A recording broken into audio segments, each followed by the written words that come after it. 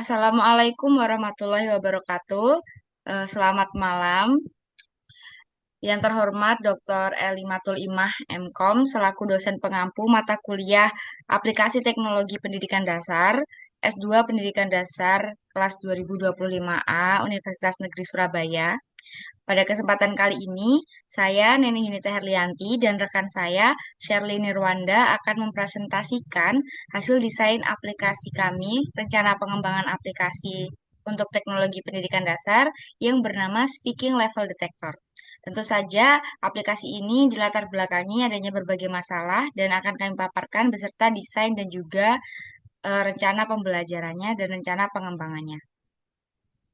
Yang pertama, aplikasi yang ingin kami buat ini berlatar belakang karena adanya urgensi di mana kemampuan berbicara itu sangat penting, akan tetapi ada berbagai masalah di lapangan yang perlu kami temukan solusinya. Di mana seharusnya kemampuan berbicara itu merupakan salah satu aspek utama dalam pembelajaran bahasa Indonesia yang harus dikembangkan sejak sekolah dasar. Sebagaimana pada capaian pembelajaran fase B dan juga fase C yang ada di kurikulum Merdeka, yang menyatakan bahwa peserta didik diharapkan mampu menyampaikan gagasan dan perasaan secara lisan menggunakan struktur kalimat dan kosakata yang tepat sesuai konteks. Jadi seharusnya siswa fase B dan fase C itu sudah mampu untuk menyampaikan gagasannya sendiri menggunakan bahasa yang tepat dan kosakatanya juga harus tepat. Akan tetapi, kondisi nyata di lapangan masih banyak siswa yang kurang percaya diri dan kurang terlatih dalam berbicara, terutama berbicara di depan publik menggunakan bahasa Indonesia yang baik dan benar. Banyak anak-anak di sekolah dasar itu yang minder ketika diminta untuk presentasi, terbata-bata, kemampuan kosakata dan penguasaan kosakatanya masih rendah.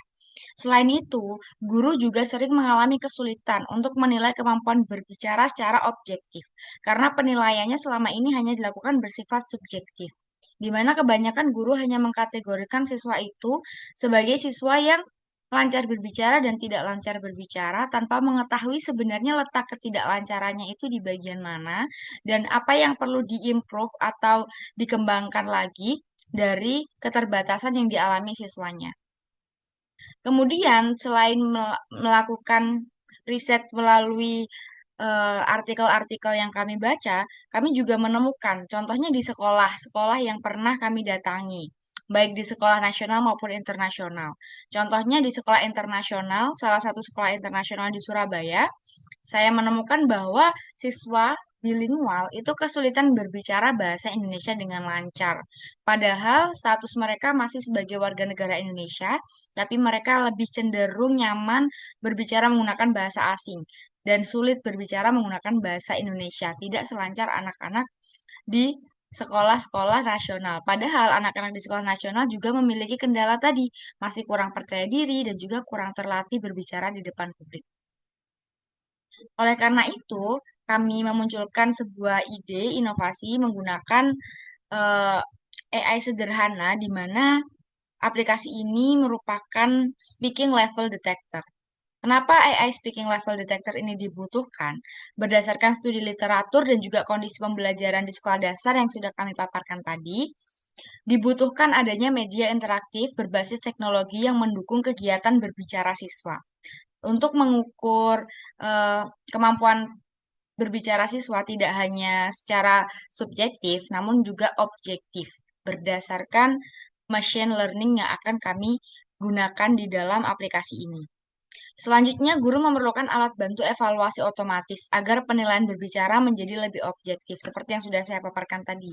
Karena di aplikasi speaking level ini, kita memiliki indikator tersendiri yang mampu mengklasifikasikan gaya berbicara dan cara siswa itu menyampaikan sesuatu, sehingga hasilnya akan lebih objektif ketimbang melakukan penilaian biasa saja dari guru itu sendiri.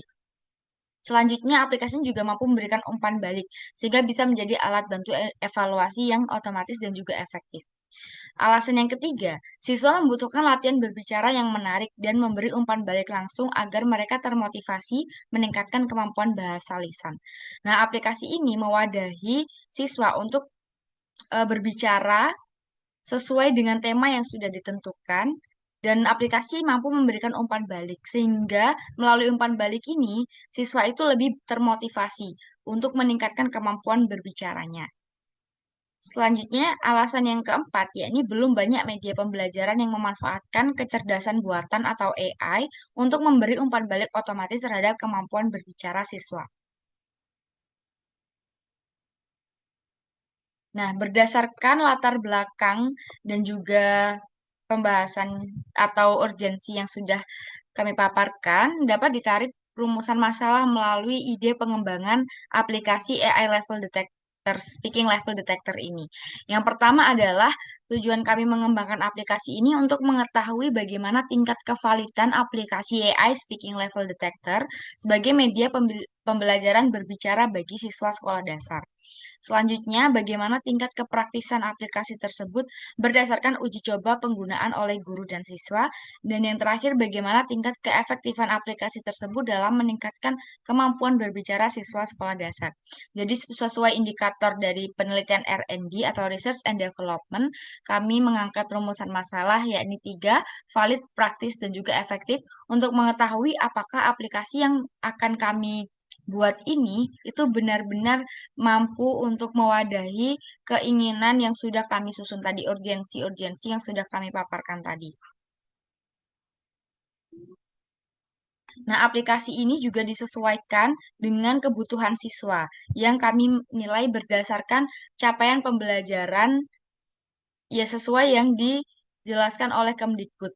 Di mana fase yang kami pilih yakni fase B dan fase C, karena pada fase ini di capaian pembelajarannya itu sudah mulai siswa itu dilatih untuk berbicara secara spontan dan juga secara lugas. Seperti dalam capaian yang sudah saya paparkan di sini, yang mana fase B sendiri peserta didik mampu menyajikan pendapat dengan pilihan kata, volume suara, dan intonasi yang sesuai konteks, serta menceritakan kembali isi teks yang didengar atau dibaca. Sementara untuk fase C, peserta didik mampu mempresentasikan gagasan dari berbagai tipe teks secara efektif, menggunakan kosakata kreatif, serta menyampaikan perasaan berdasarkan fakta atau imajinasi. Ini menunjukkan bahwa siswa fase B dan fase C itu penting untuk memiliki keterampilan berbicara yang baik.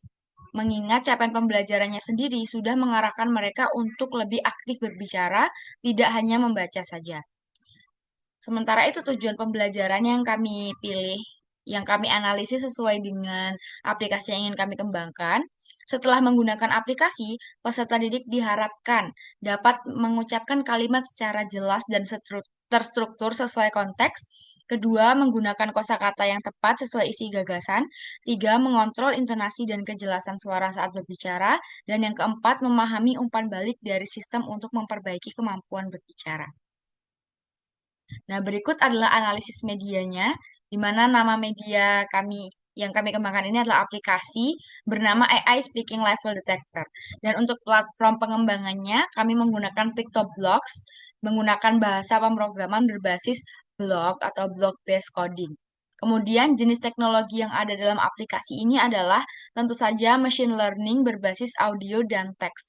Media ini menggunakan dua model pembelajaran mesin, yaitu yang pertama kami memakai sound classification model untuk mendeteksi kualitas dan kejelasan suara siswa. Selanjutnya, kami juga menggunakan text classification model untuk menganalisis teks dan menentukan tingkat kosakata. Kemudian ada integrasi dari aplikasi eksternal juga. Yang pertama ada speech to text API. Misalnya kami menggunakan Google Speech untuk mengubah suara menjadi teks. Kemudian kami juga akan menggunakan text analysis seperti text classification tadi untuk menilai tingkat kosakatanya. Kemudian untuk proses machine learning, training dan prediction-nya, jadi data suara itu dikumpulkan dan akan diklasifikasi menjadi 3 kategori, yakni pemula, menengah, dan mahir. Model machine learning tadi akan dilatih di PictoBlocks AI environment menggunakan fitur train model. Model digunakan untuk mendeteksi input suara baru dan menentukan kategori siswa. Jadi nanti di aplikasi itu akan disediakan sebuah recorder untuk siswa merekam suaranya sesuai dengan topik yang kami munculkan di situ. Kemudian suara tadi akan diolah oleh mesin menjadi teks. Kemudian dari teks tadi akan diolah oleh machine learning, dianalisis apakah siswa ini gaya berbicaranya sudah masuk ke kategori yang mana, pemula, menengah, atau mahir. Kemudian outputnya nanti berupa respon oleh AI. Seperti itu. Untuk lebih jelasnya akan dilanjutkan oleh rekan saya. Baik, terima kasih atas kesempatannya. Selanjutnya yaitu alur data sederhana. Yang pertama itu kami input suara siswanya terlebih dahulu. Lalu yang kedua itu mulai menggunakan AI Sound Classification mendeteksi kualitas suara atau intonasi, jeda, volume, dan pelafalan. Lalu yang ketiga itu speech to text, mengubah suara menjadi teks. Yang keempat itu text classification, menilai konteks, kosakata, dan struktur kalimat. Yang kelima, kombinasi hasil model, menentukan level akhir seperti pemula, menengah, dan yang mahir. Dan yang terakhir, output hasilnya. Lalu adapun fitur utamanya yaitu yang pertama itu input suara siswa, yang kedua konservasi suara menjadi teks otomatis, dan yang ketiga analisis tata bahasa dan kosakata sesuai PUB, dan yang keempat penilaian level seperti pemula, menengah, mahir. Lalu yang terakhir itu tampilan hasil berbentuk indikator visual seperti warna atau binatang. Bisa di next, Mbak.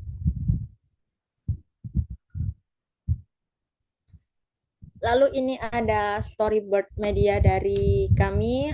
Kami masih memberi storyboard secara sederhana, belum yang lebih. Yang pertama ini, desain yang pertama yang bulat ini itu logo Pictoblox. Kotak yang kedua ini welcome speech, lalu yang ketiga ini nanti tombol start. Lalu untuk desain yang kedua ini yang lingkaran pertama ini itu nanti tokoh satu. Kita nanti bisa memilih scratch-nya itu, jadi nanti itu siswa mendengar dulu teksnya, lalu memunculkan sebuah topik.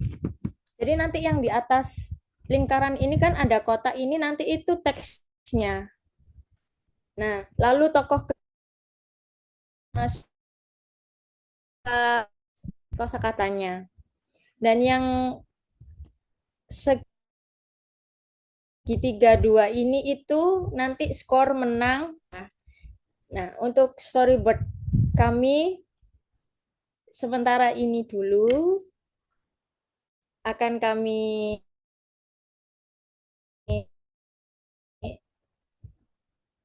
lebih kebakar lagi. Nah, bisa di next, Mbak.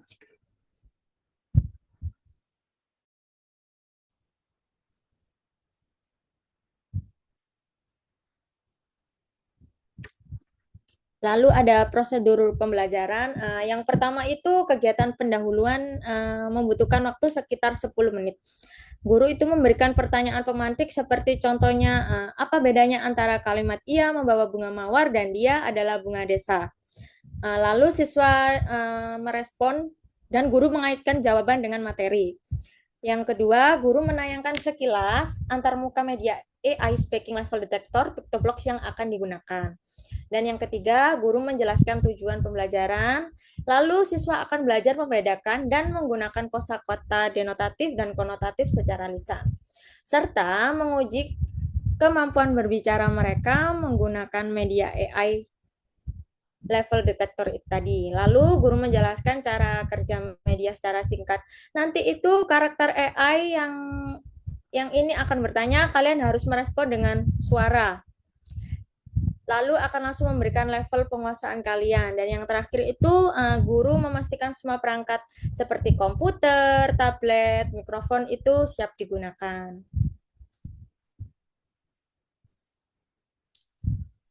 Dan ini kegiatan intinya itu sudah mulai menggunakan AI Speaking Level Detector. Yang pertama itu guru mendemonstrasikan cara. Jadi guru itu menampilkan bagaimana sih caranya memakai AI ini. Gitu. Lalu guru menunjukkan bagaimana AI ini mendeteksi jawaban. Misalnya jawaban denotatif yang benar itu mendapat level 2, lalu jawaban konotatif yang benar itu mendapat level 3. Lalu siswa itu mohon maaf, disuruh mengakses media PictoBlox. Bis, perangkatnya itu bisa perorangan, bisa berkelompok. Lalu siswa itu mulai menjalankan program dan mulai berinteraksi secara lisan dengan sprite itu tadi, seperti scratch-nya di dalam PictoBlox itu. Nah, lalu bisa mulai mencontohkan interaksi seperti ucapkan kalimat yang mengandung makna konotatif dari kata hati, misal siswa berbicara, dia memiliki hati yang lembut. Lalu AI-nya menjawab nih, kalau misalnya benar, apa sprite-nya itu akan menjawab bagus. Nah, kalimat tepat langsung bisa naik ke level 3. Nah, lalu setiap siswa mencatat skor dan level mereka yang masing-masing yang diperoleh dari AI itu tadi. Jika siswa mendapat level 1, maka harus diulangi. Mereka harus mengulangi ucapan atau mencari tahu mengapa nih AI ku kok tidak dapat mendeteksi jawaban ya.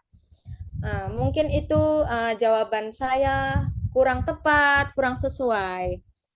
Nah, lalu tugasnya guru itu berkeliling nih, mengamati interaksi siswa dengan AI dan memberikan bimbingan mereka yang kesulitan merumuskan kalimat seperti konotatif dan denotatif.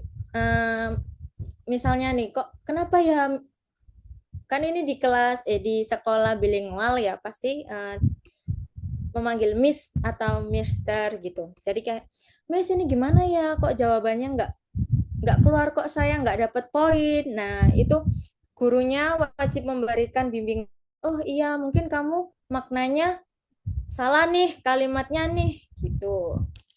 Lalu guru meminta beberapa siswa yang mendapat skor level 3 dan level 2 itu untuk membagikan kalimat yang mereka ucapkan kepada AI.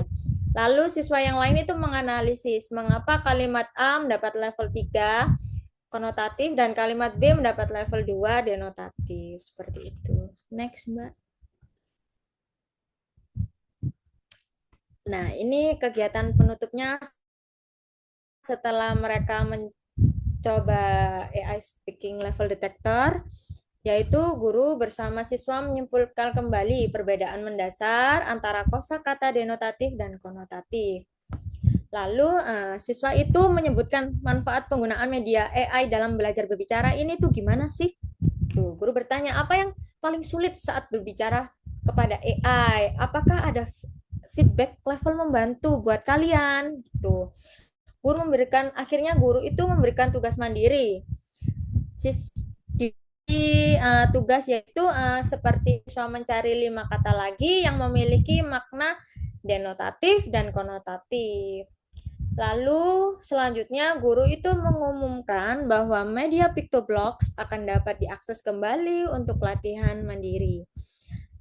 Dan guru itu akan memberikan apresiasi kepada seluruh siswa atas partisipasinya dan menutup pelajaran dengan salam. Jadi intinya itu kegiatan penutup ini itu seperti refleksi dan gurunya itu memberi pekerjaan rumah agar siswanya itu mencoba PictoBlox karena PictoBlox ini bisa diakses di rumah maupun di sekolah seperti itu.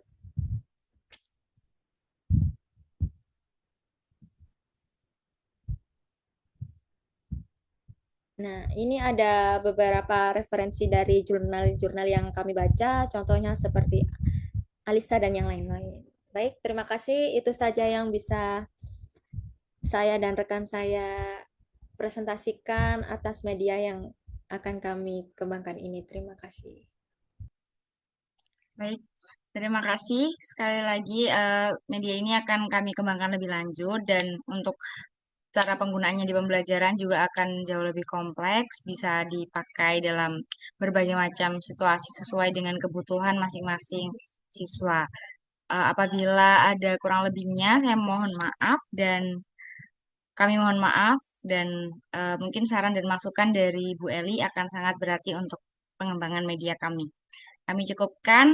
Akhir kata, wassalamualaikum warahmatullahi wabarakatuh.